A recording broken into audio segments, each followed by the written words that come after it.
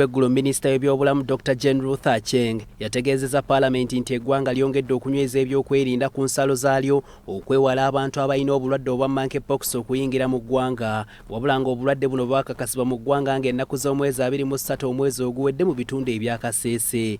The Uganda Virus Research Institute confirmed 2 cases of mpox from 6 samples received from Bwera Hospital, Kasese District, from suspected cases.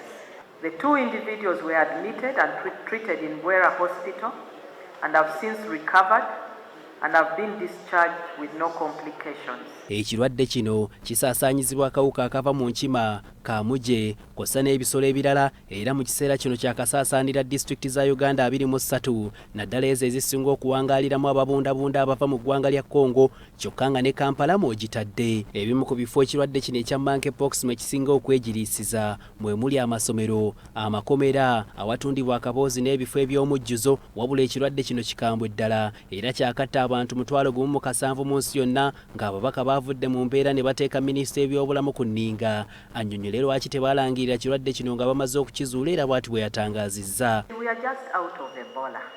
We are just out of COVID. We come and make another declaration. So we just said we have cases.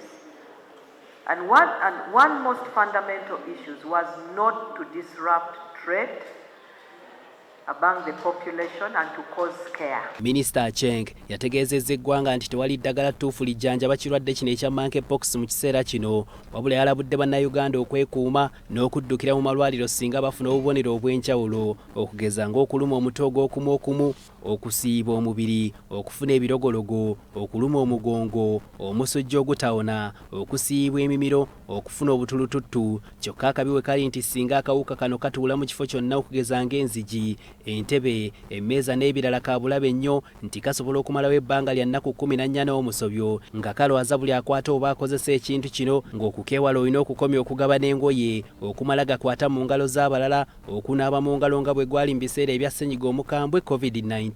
Minisita era yatangaazizza nti ng'oggyeko obulagajjavu waliwo engeri endala omuntu gy'asobola okufunamu obulwadde buno okugeza bwe weegatta oba bw'ogenda mu bikolwa eby'omukwano n'omuntu alina obulwadde buno, bw'okwata mu ngalo z'omuntu alina obulwadde buno, singa okwata ku kintu kyonna akawuka kano ku kali, singa okwata ku bisolo ebirina obulwadde buno, okulya ennyama y'enkima n'okulya ennyama ya Kamuje era newankubadde ekirwadde kino tekinnaba kufuna ddagala ttuufu likivumula kyokka kyangu nnyo okwewala okusinziira ku bakugu. Treatment is symptomatic depending on the complaint as there is no specific treatment for the virus. Wabula buli ebirwadde bino ebijja mu ggwanga minisitule y'ebyobulamu eba terina ssente zimala okusobola okwaŋŋanga embeera eno ekiviirako abantu okufiirwa obulamu bwabwe era minisita Ruth Acheng agamba Paalamenti yandimuyambye wateekebwewo embalirira ey'enjawulo eyinza okuyamba mu mbeera ng'eno basobole okwewalanga okusooka okunoonya abavujjirizi n'abazira kisa ng'eno bannansi we bafa. Hasif Sekiwunga, BBS Terefayina, Gambuuze.